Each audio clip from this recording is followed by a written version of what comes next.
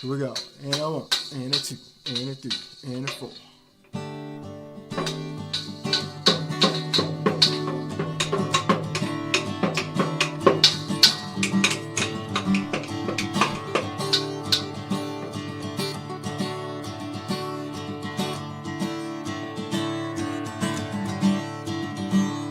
I was buried beneath my shame. Who could carry that kind of weight? It was my dream till I met you. Oh, I was breathing but not alive. All my failures I tried to hide. It was my tune till I met you. You called my name and I ran out of that grave, out of the darkness into your glorious day. You called my name and I ran out of that grave, out of the darkness into your glorious day.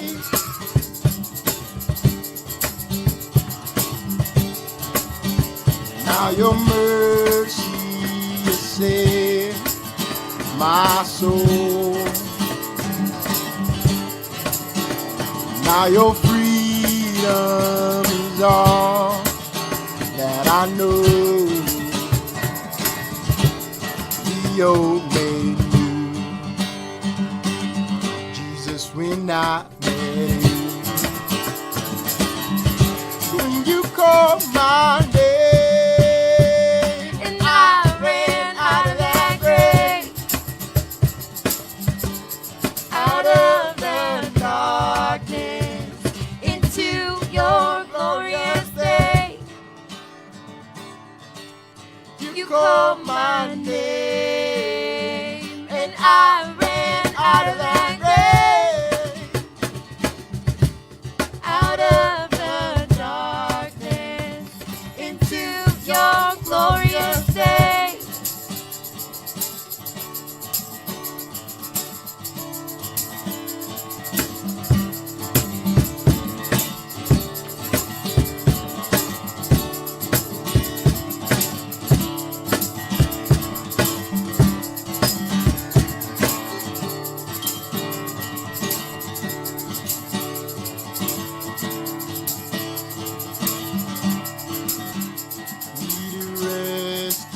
My sin was heavy, the chains break at the weight of your glory.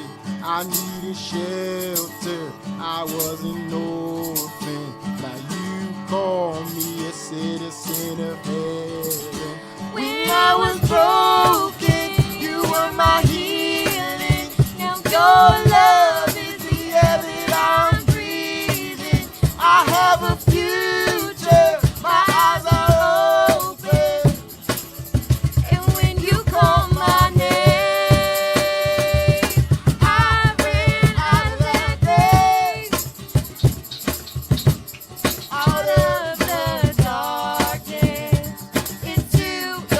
glorious.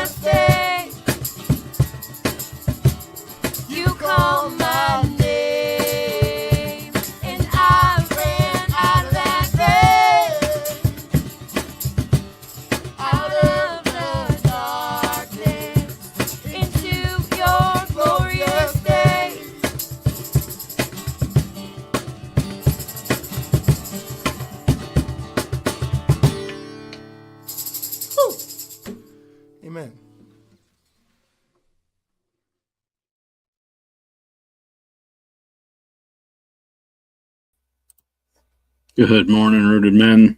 Matt Ryan, Firmly Rooted Ministries. Pleasure to be with you this Friday morning. This pretend spring we're kind of in, although I guess really this is really what spring should be, these 50-degree days. Hope that as things are blooming around us, and I'm looking out and seeing all kinds of blooms and little bits of green and some buds and trees and leaves starting, and I hope that, as always, that spring is bringing you some hope of something new, some hope of new life, rebirth, coming out of the grave, running out of that grave. That song always makes me happy. I love the way that Aaron and Adrian did that, and I love using that intro for that reason. But I've been doing a bunch of mowing this week, and it's got me out there thinking about creation and coming back and all that kind of stuff. So hopefully that this time of year is as positive for you as it is for me. Obviously, it's the best sports calendar there is in April because you got baseball coming back, you got hockey in playoffs, you got, I guess some people care about basketball. I think the Pistons are still playing, but I don't know if they're playing much. But, everything's just alive and energetic and new. And so, anyway, hope, like me, you're waking up without a lot to complain about this morning. But if you are, that's okay. We're still working through 1 Corinthians, and we're in chapter 13, which, of course, I would have to guess is probably most oft quoted or used, at least chapter of the Bible. It's known as, the love chapter or the love poem, as it's used in most every Christian wedding. I'm sure not going to say all, but a whole lot of them. It's used as this profession of love, and it makes us think all these warm, fuzzy feelings when we go to weddings and think about happiness and how love feels and how love sounds. But the one thing we kind of miss in that, and I think what Paul's really getting at in this letter, and what Tom was talking about yesterday about this same chapter, we talk about all these marvels that can happen when spiritual gifts are at play. All these things are really incredible and not even describable by language of this kingdom, not even understandable, because sometimes they even seem supernatural, right? Speaking in tongues, the gift of faith, the gift of generosity, these things that are spiritual gifts that are signs of maturity, but how they all add up to nothing if they're not done in love, which is so true. But it's also easy to miss, right? I think it's the main thrust and the main point Paul wanted us to understand here, but it's so much easier to look at this section of the Bible as this poetry, this beautiful thing, right? And what is poetry but creative aspiration, right? Things we should aspire to. Well, I challenge you, and I think that's Tom was challenging us on the same thing yesterday. This is not a poem.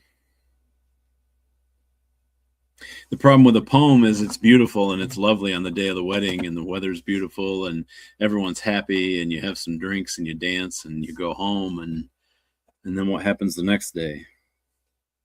And what happens after a month? And what happens at your first anniversary? Are you still living that poem out? For some of us, we're still in the afterglow of it at that point. But the reality is, it's not a poem. It's a call to action.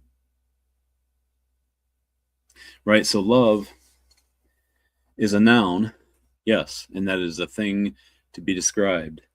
But love is also a verb in that it is active. And I think that's really more what we're getting at, is the question of what does love do? How does love act? How does love behave? And when we look at it that way, it moves much more from this creative, aspirational, dreamy, pretty, flowery section of Scripture to, dang, that's what God's love looks like. That's this gift that he's freely given to me and is teaching me to live in. And that's this idea of the spiritual maturity, right? As we go from milk, which is, you hear that milk to meat thing, but think about what that really means. Milk means I'm wholly dependent on my mother for all my nutrition, everything. I'm fully dependent. To meat, meaning now I'm chewing, I'm cutting up, there's more substance to it, right? And the idea with meat, obviously, one day I'll go be hunting it for myself, right? I'm growing, and I'm now being fed with things that will nourish me for longer. And so that idea of we can picture what that looks like in a child as a child's body grows. And I think we have that same spiritual child within us that grows and matures. And part of that maturity is finding out the actions of love and the way to live it out. One other thing, we talk about a lot about what is love, and you hear it in songs, you hear it a cliche all the time that God is love. Okay.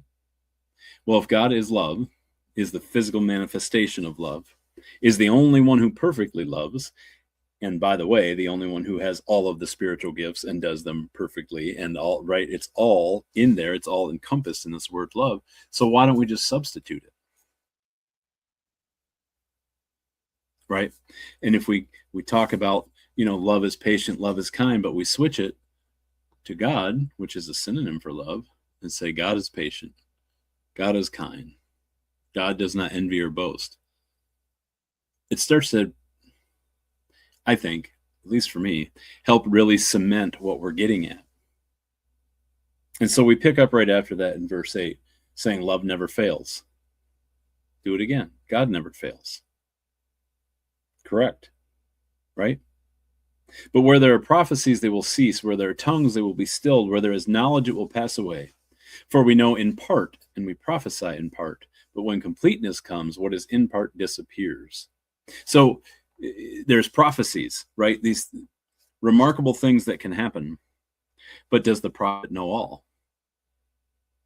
Know all the things that will occur? No. There are people who speak in tongues and they may be able to bring a message, but did they know all the message? No. Knowledge will even pass away. All these things are temporary, temporal, right? They're within a person, right? These gifts may be completely amazing and remarkable, but they don't last forever. But love does, or God does. God never fails. For what is in part will disappear, right? When Christ comes back, when it's fulfilled, when there is love, there is no longer the partials, right? When I was a child, I talked like a child. I thought like a child. I reasoned like a child. When I became a man, I put the ways of childhood behind me. For now, we see only a reflection as in the mirror. Then we shall see face to face. Now I know in part, then I shall know fully, even as I am fully known. And now these three remain, faith, hope, and love, but the greatest of these is love. So in the first half of this chapter, talking about all of these things are great, but without love, they're nothing. And this one kind of starts that love never fails. It's a constant. It's always been there since creation. It will always be there. It will never change because God is love. And God will know me fully. And there will be a time when I know fully. But it's the only thing that was there at the beginning, and it's the only thing that will be there at the end. Even these three pillars of life, right? Faith gives us a purpose for every day. Hope gives us a reason to get out of bed. But love is still the greatest because that's what makes it all worthwhile. God is still the greatest. So I really I enjoy kind of this way of thinking, but I feel like I'm always giving you a challenge for the day. But I guess really the valuable thing to do is to look back. Like Tom was talking about, the order of the way they would write things, right? So look back now. Look back through the first half of this chapter and replace the word love with God or with Jesus right? Because they're one and the same. And then when you talk about living like Jesus lives, about being a disciple, let those words be spoken about you. Will you be perfect at it? No. Is it even possible to be perfect at it? Probably not. But it doesn't mean we aren't living in that love. We aren't living that way. So, brothers, it's not about winning the girl over and saying the pretty poetry on the wedding day, but it's a lifelong commitment to daily going back to that and saying, am I patient? Is Matt kind? Does Matt envy or boast? Right? Gosh, when you make it so personal, it feels so different, doesn't it? And when we think of it as a verb, as an action, as a call to action, it's so different.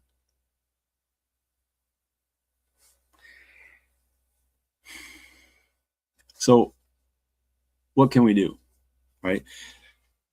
How can we self-analyze, right? Can we honestly grade ourselves to think through the things? Patience. Am I patient with my family, with my church members, with my colleagues at work, the slow driver in front of me? Where might God be inviting me to focus in extending grace and patience? You know, I'm not a note taker. I always wish I was. But this is one of those things I think it's worth taking notes on, because it's worth going through this as a practice for some time. Kindness, right? Did I actively look for opportunities to be kind without expecting anything in return? It's not always, could I have been kinder in that situation, or regretting that, oh gosh, I should have been kind. It's, am I practicing it? Am I learning how to do it and be it?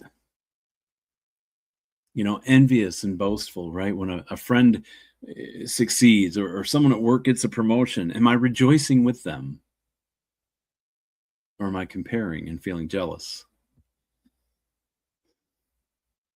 Every time someone talks about a success, do I drive the conversation back to myself by mentioning, oh, I've had that success before, or that was like this for me, to elevate my own achievements, to relate it back to myself, right? It says, love's not proud. God is not proud. Jesus is not proud. Matt is not proud.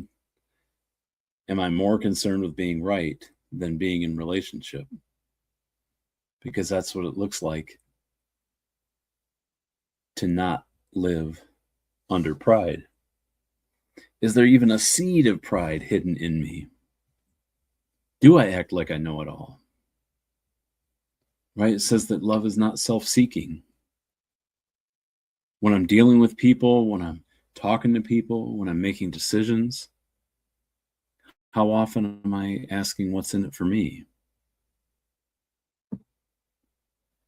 One that many of us struggle with, including me. Love is not easily angered. What little thing might go wrong that set me into anger or threatened to? When little things came up, or something that would have angered me, did I stop and hand it to God? Or did I allow it to explode and fester? Right? The poem, the verse also says that love keeps no record of wrongs. Were there old hurts that I'm replaying in my mind? Intrusive thoughts, as they call them in the therapy world. Part of anxiety is what you'll get diagnosed with if those thoughts are running in your mind. What would it look like to bury the hatchet, close the grudge, pain, the disappointment? To finally forgive and let go. To talk to the people and tell them how you felt, and tell them that you've carried it. For some of us, that's still possible. For some of those, it's not. Some of them, it's not advisable to. But that's what it looks like when it's active, when it's a verb, when it's doing. So, gentlemen, I just want